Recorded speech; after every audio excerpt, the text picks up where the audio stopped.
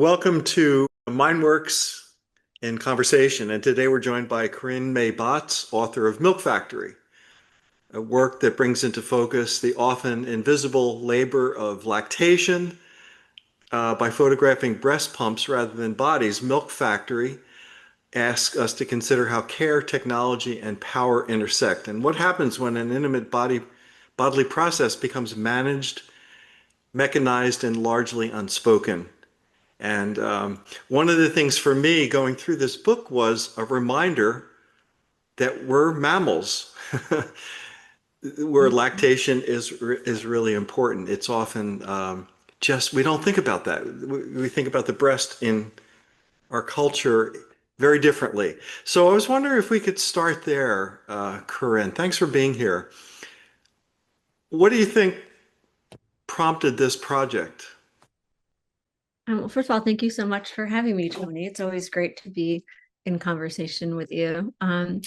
What prompted the project was my own experience of motherhood. And I went back to teaching at the CUNY school where I teach, and they had this, I had to like go across campus and get a key. Of course, no one could ever find the key. It was like oversized. And then I would just go into this giant room. Actually, it was two rooms. It was like so much bigger than the adjunct office. And they had all these, it was an odd space with like barren shells and fake trees. Now, I'm really drawn to space in my work. So I actually like this space. I thought it was great and weird and perfectly suited for this odd phenomenon of nurturing my child while miles away from her. She was with my mom in Brooklyn, and I would FaceTime with them during my lunch break and say hi and check in as I was pumping milk. And it was just something that I didn't realize I would be doing when I became a mother. So many things about motherhood you don't know until you're experiencing them. And so I wanted to just make a record of this for myself. And I lugged in my pump and my big camera, my tripod to work one day. I took a photograph. And then, it was kind of that blurry motherhood period, survival mode. It wasn't until a few years later where I was going through this box of old contact sheets and prints, and I came across these photographs, and I realized it really connected to my other projects and work I've done relating to women's experiences in space. And so I started to accompany women on their workday and to photograph their lactation spaces at work. And actually, the more women I talked to, the more mad I got, the more crazy it was. Women going back to work so soon after getting birth before their bodies had healed. The reason why there's lactation rooms is because there's no paid family leave. So, in addition to being this unconventional portrait of motherhood, is also this way to like speak of the need for policy. And what I found when I became a mom is that I felt like, oh, is this political state? It's like I felt so much more political because I realized how I raised my child has so much to do with like access to resources. And some people literally can't afford to like pump milk for their child and do their job. So it's just like these basic human rights that um we need to make space for, like, appreciate the need for, the fact that we are mammals, right? And this need to, I guess, center care in our society. One of the things that it made me search for was, and I was looking for the Dorothea Lange photos of the migrant uh, women, Migrant mother. migrant mother, yeah, the people in the labor farms and so forth. Yeah. And I couldn't find a photo that I think I saw. Maybe it wasn't from her, but it was a woman who was hoeing the fields while lactating at the same time. And I could not find this particular picture. But I ended up doing a search for breastfeeding while working, and I came up with a lot of photos of women who are working at their computer while they're breastfeeding. So that combination of labor, the work that we do and breastfeeding really is so odd in this culture. Yeah. Well, That's interesting that you looked that up. Yeah, during the pandemic, I did a collaboration with a woman, Matilda Cohen, who was one of the texts in my book, and she's a legal scholar focusing on things like food and has done a lot of work around breast milk. So we did this project. We called it the Breathly, like combination of the selfie breastfeeding. So during the pandemic, how all these women were doing these remote calls while breastfeeding their kids because they were caretaking while doing their jobs, and thinking about the visibility of that.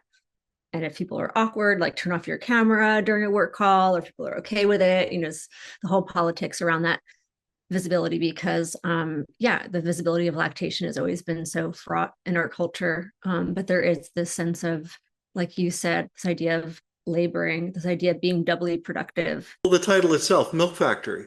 Why that? Why that title? Yeah, factory, just to indicate the fact that it is labor, even if it's not compensated for financially. I mean, in other countries, you could be paid for breastfeeding your child. And it does actually contribute so much economically. It's like so valuable, and yet economists aren't thinking about it as much as they should. So, just also there is this whole other part of Milk Factory was thinking about the way, you know, that people sell milk. You can like buy milk on like Craigslist, I think, or Facebook Marketplace. So people can sell their own milk. There's obviously milk banks that provide milk for children who don't have their mother's breast milk for various reasons. So yeah, there's this whole fascinating economics around breast milk. And when you do take a pumping break at work, even though you're entitled to a break, they can technically comp your wages for taking that break. And also, studies show that women's earnings go down the longer they breastfeed.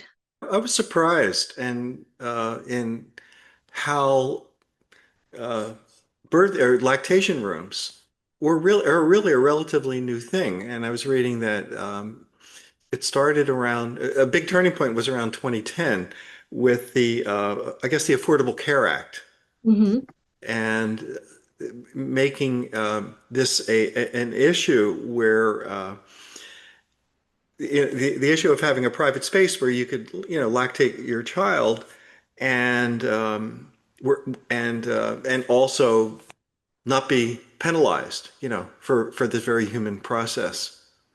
Yeah, yeah, it's interesting. So I had my daughter in 2013, and I think that's like right now you have architects who are designing lactation rooms into their spaces. But at that point, all of a sudden there was a mandate that if you had a certain amount of employees, you had to put in a lactation room. And so those spaces for me were really interesting because it was like, oh, where can we find, especially in New York City where I live, right? Like space is so valuable. There's never enough space. So just to see these rooms or closets. Usually they're more like closets. You'll see in my pictures a lot of makeshift spaces. This is where I pump. The boxes aren't usually here, but it always looks like this. It's a disabled bathroom, it's a coat closet, it's our spare room. It's the only place that's not on camera and where I have a bit of privacy. This is the best scenario. I've been bartending for almost 6 years. I was bartending at a different bar until I was 8.5 months pregnant, and that was as weird as it sounds. And yeah, at that point, then the insurance companies started to pay for the breast pump.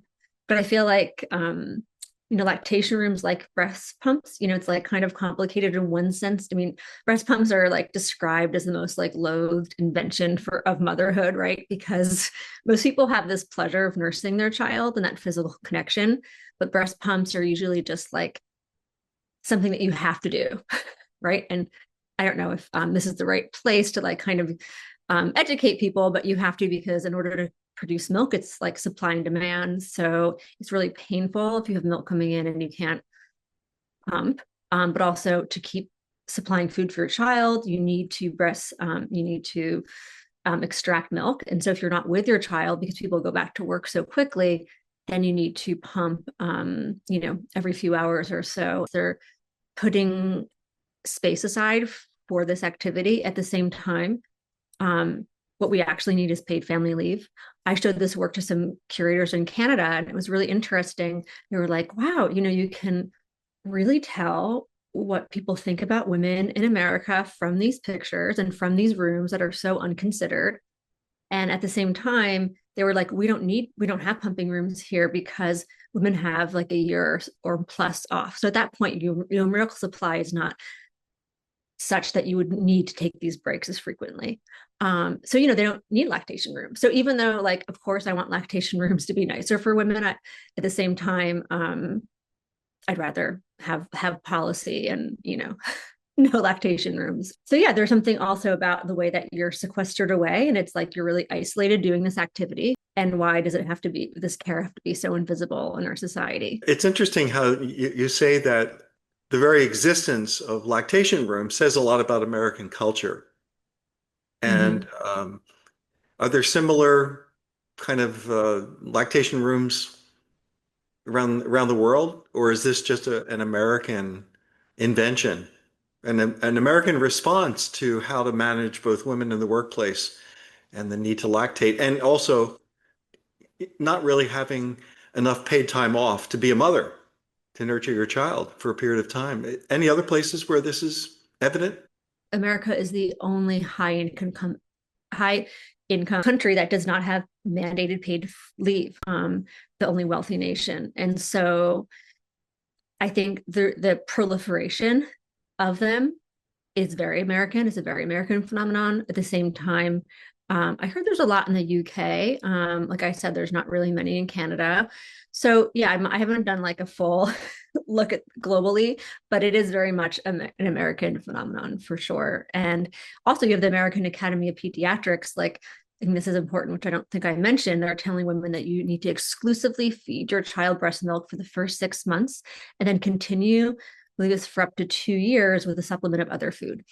And so there's this intense pressure around that and feeling like you need to be a good mother. And then you also have to be the good worker. So there's just so much pressure on women. Like this project, I always feel like I need to say, like, saying, I'm not at all saying that there's a right way to feed your child or a right thing to feed your child. You know what I'm saying? Like, how could you possibly like shame or make a woman feel bad for feeding their child formula when we have no paid leave? It's like crazy. So I just feel like this is about creating a space for women for their experiences, these very personal bodily experiences. But it in no way is any like prescription or like, in terms of um, the right way to care for your child. The right way to care for your child is to be able to be with your child, however you feed your child, whether it's a bottle or formula or breast milk or from the breast, and that would come through the policy.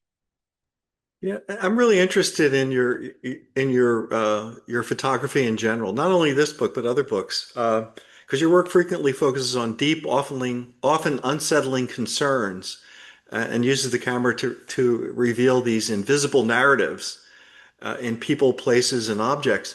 And the photos in this book in Milk Factory are unsentimental. They're almost clinical and a bit surreal.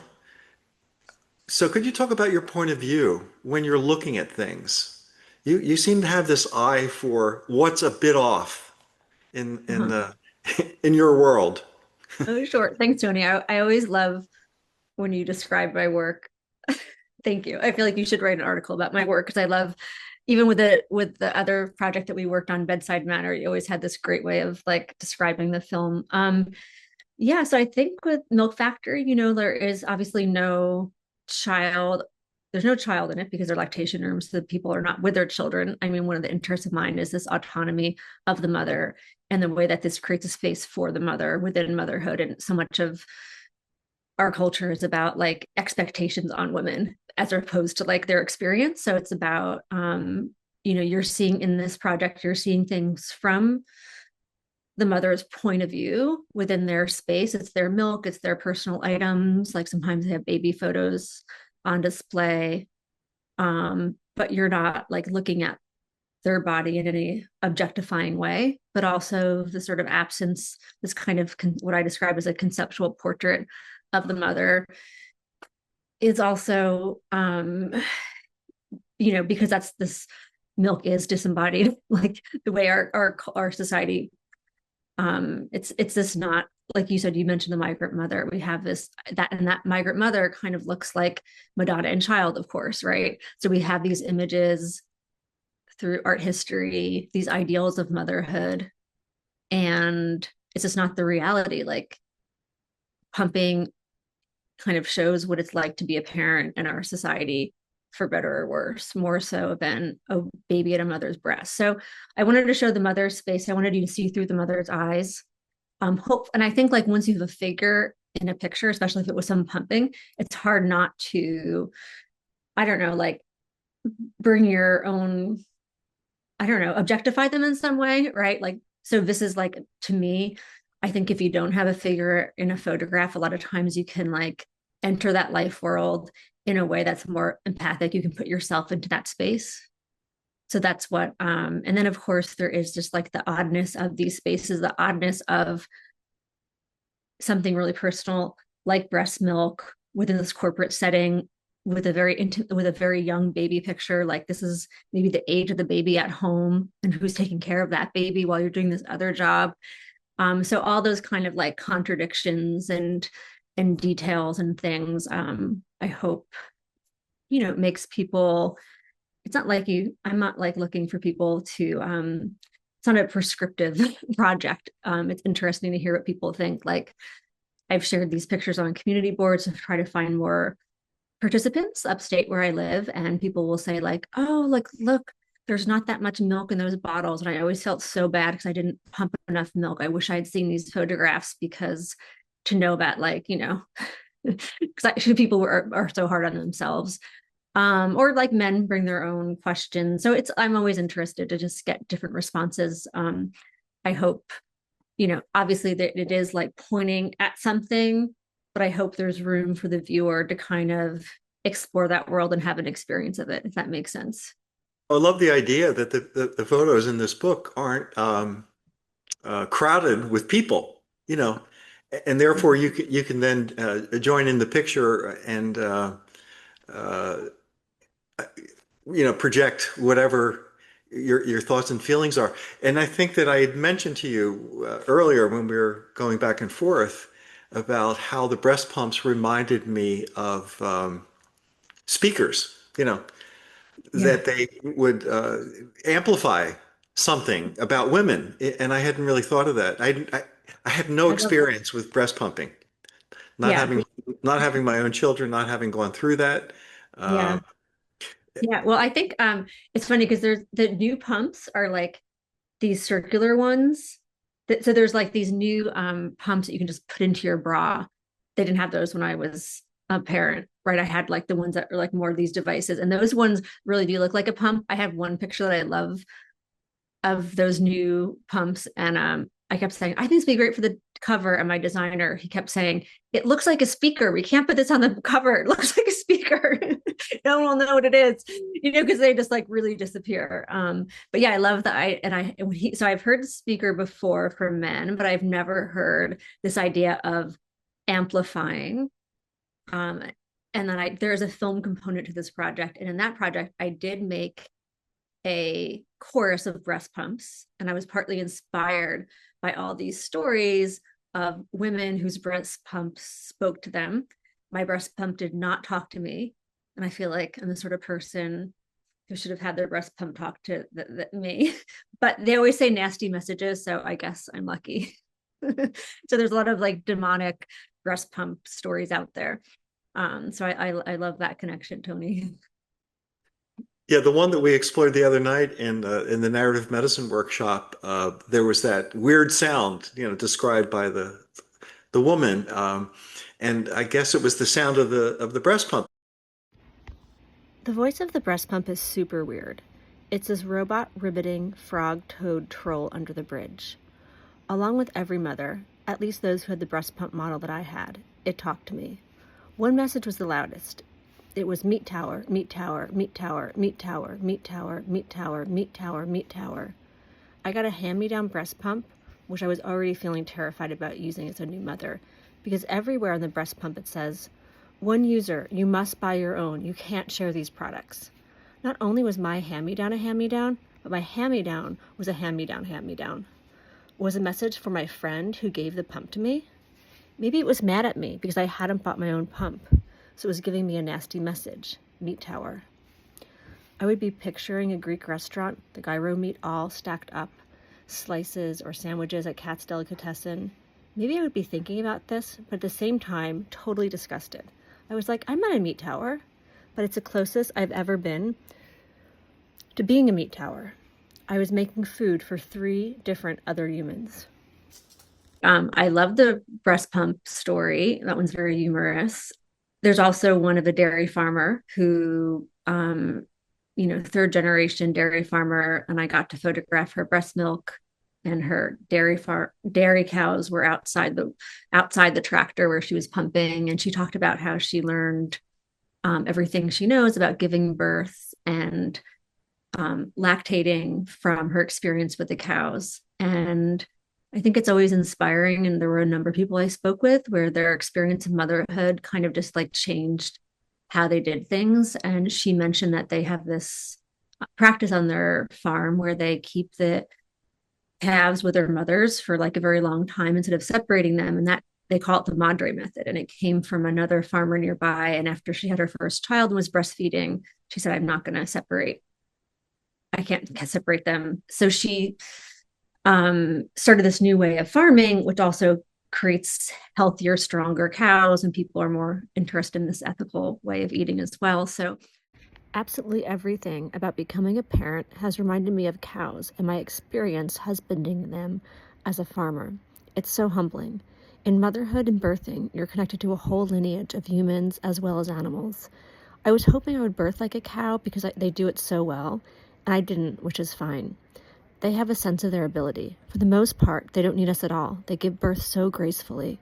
When my milk came in, I thought it was kind of scary, but it reminded me of how a cow is having her first calf and the way that her udder gets really swollen and full of edema. Usually, when you milk her for the first time, she'll try to kick you or something. And I was like, oh, I totally get it. It sucks. This is hard. It's also true that the pumping in that case gives relief. I remember I was like, is it time to start pumping? The advice was no. But for cows, they're not always being left with their babies, so the pumping makes it feel better. That was interesting. Another woman I met had like no time on her commute, like when she got to work, to pump before she had to go to work. And so with her second child, she was like, I'm not going to get up this early and like, just change my whole schedule to do this. I'm just going to pump on the Amtrak train. And who am I protecting? I'm actually just protecting other people's perception of me, or what I think that is. And so she decided to use her like privilege as a white cisgender woman to publicly pump and to sort of bring, like with my project, to make that more visible. But there was also, of course, like some much more harrowing stories. There was a police officer who was refused pumping breaks, was subjected to like terrible pumping conditions, not having a place to pumping in like bathrooms and locker rooms and places with like mouse droppings, and created, really painful mastitis, postpartum depression, and eventually like medical leave from work. And she ended up joining a few other women in New York City to bring a lawsuit against the police department of the city. There are lactation programs in prisons, and the one that I kept coming across was in Alabama, and it's a women's prison. A lot of people are in there for minor offenses, and they're separated from their children soon after, within 24 hours of giving birth. So you can imagine it's this agonizing time on so many levels. And then they have this lactation room, and it was previously a solitary confinement cell. And when I photographed it, it's just like really interesting the way it's painted and decorated, and the inmates did all of the sort of decorating within the room. And this is a quiet place where these women can go and pump milk, and they can also connect with their child because the bonding is interrupted, of course. And so they're able to look at a baby photograph or smell the hat. They have a few items, and they can escape from just the craziness of prison. And I always emphasize the fact that you can provide breast milk for your baby. It helps save costs at home, and it's going to keep you bonded to your baby. I don't even have to go through the benefits for moms. They're like, if I can help my baby, sign me up. The mom typically visits the pumping room 2 to 3 hours every day. Every time you're pumping, you're thinking about your baby, and I always encourage them to take photos from their birth and the baby's hat that smells like the baby to the pumping room, so they're able to mentally stay connected and bonded. Even though these birthing parents are incarcerated, they are still doing their best to be good moms. Their mistakes don't have to define them. We know that there are good things that breast milk provides, but if nothing else, it also provides some hope. It helps to keep that bond, and they can also do something. They're not completely, it's, of course, it's beneficial to the mother, but it's also beneficial to the child and economically to whoever's taking care of that baby. So the milk is either dropped off or shipped, and there have been people who've exclusively breastfed their child. So it really has this sort of intergenerational impact. One of the things I thought that was also interesting in that story that you had mentioned a little earlier about the idea of empathy towards cows, towards Yeah. lactating cows. What will it take for us to empathize more with the plight of women? You know, young mothers just giving birth, and to make things better. If you can empathize with a cow, uh, what do we need to do to make the world more open? Right now, with this administration, you know, taking away, like really making cuts to maternal health, to like so much women's healthcare funding, there's not even like hospitals to give birth in, separating people who are just trying to like earn an honest living in this country from their family members. So yeah, it's all just um hard to comprehend, right? And of course, going back to the idea of the need for paid family leave, it's like it's completely backed up by so much evidence that it makes sense for employees, for work, for it just makes sense on every level for the health of families. So it's crazy to me that we don't have it in our country. It's just crazy. I don't know. Maybe a start is just to make it visible and to have people enter those worlds and start having a conversation about it and sharing experience, creating a space for these experiences. I mean, one thing I found was that the women who talked to me, like these, you learn things from like being a person in the world and having a body, and those experiences are so impactful, and there's so much wisdom that comes out of that. This book just came out, so what are women saying about this? What's their response? Yeah, it's interesting. One person sent me a message through social media, and she said, I thought it was going to be sad, and really I just felt like so powerful, surrounded by all these women. And so people, I love the idea that it made her feel powerful. And people feel seen by it. People get really excited by it, like even just having shown this work in some gallery and art spaces. It's always interesting when someone will walk in off the street and be like, this is me, oh my God, like you know what I mean, like I can't believe, like this is my experience represented here on the wall. They wanted to make this invisible thing, like this unspoken truth of motherhood, more visible, but they also were just really wanted to make it better for the people after them. That's what I heard again and again. Like people wanted things to be better for other mothers. Men really need to be exposed to this book as well. They need to be brought into the conversation. Well, that's why I'm so happy you're doing this with me, Tony. And I like love all of your, insight into the book. And it's interesting. A lot of the support I've gotten from this project has been through men. So Paul Moakley at Time Magazine, well, he's at the New Yorker now, but he was really supportive of this work. And then my publisher, Mark Alice Duran, is a man. So it's interesting that, that's the way it should be. And am really happy that men around me have like stepped up and taken an interest in this project. I just think it's a really wonderful book because it again just shows what women's experience is like, the fact that men are cut off from that and are responsible for, I think, cutting off the this process as well. So getting the stories out and having a discussion seems to be really important part of the process of making things better. Yeah, I think so. I think so. Yeah. And I think Well, it is like this universe, this like nearly universal desire to, that you want the best for your child, right? So I think it does have the capacity to kind of transcend these like political divides. yeah, breastfeeding should not be political. It's, we